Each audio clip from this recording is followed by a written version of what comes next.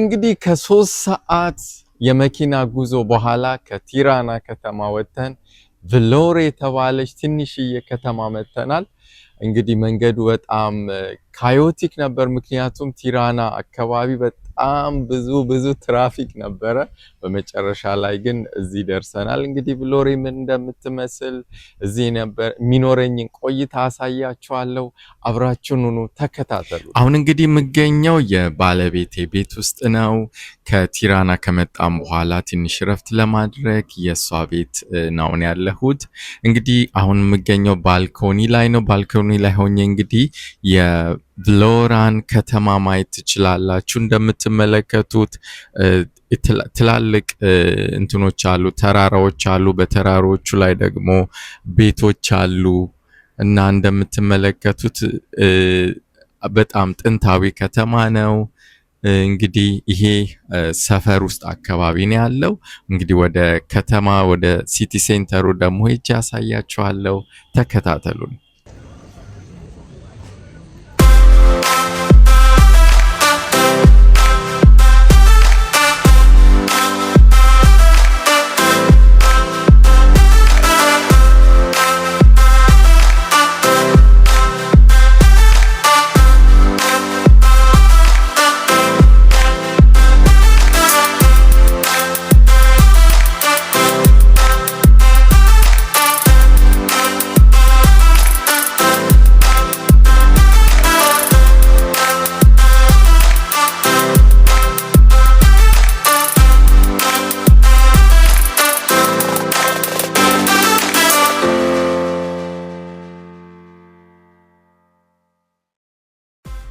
አሁን እንግዲህ የምንገኘው ሬስቶራንት ውስጥ ነው። ሬስቶራንቱ እንግዲህ የሚገኘው ቢቹ አካባቢ ነው። አሁን የአልቤኒያን ትራዲሽናል ምግብ፣ ባህላዊ ምግብን እንመገባለን። አብራችሁን ሆኖ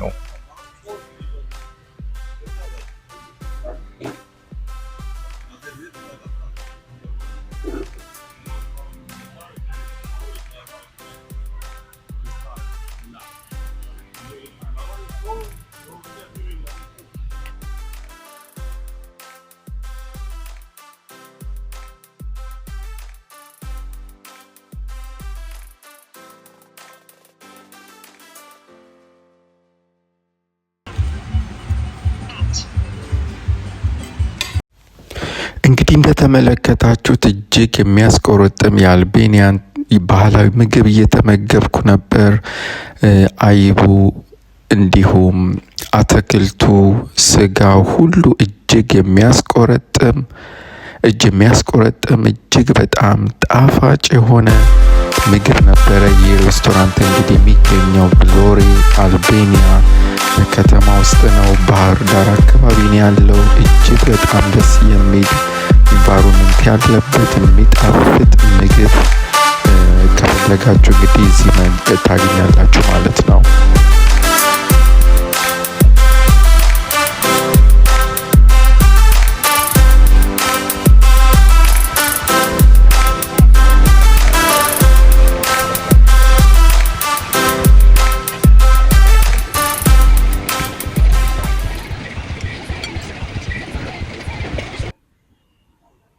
አሁን እንግዲህ የቭሎሬ ቢች አካባቢ ያለ ነው። እንግዲህ ቭሎሬ ከምትታወቅበት አንዱና ዋናው ነገር ቢቹ ነው።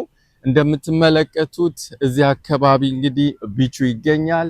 እንግዲህ በጣም ብዙ ሰዎች እዚህ ያሉ እዚህ ላይ የዋኙ እንደገና ረፍት እያደረጉ እየበሉ እየጠጡ እንግዲህ ጊዜያቸውን እዚህ ያሳልፋሉ። እዚህ አካባቢ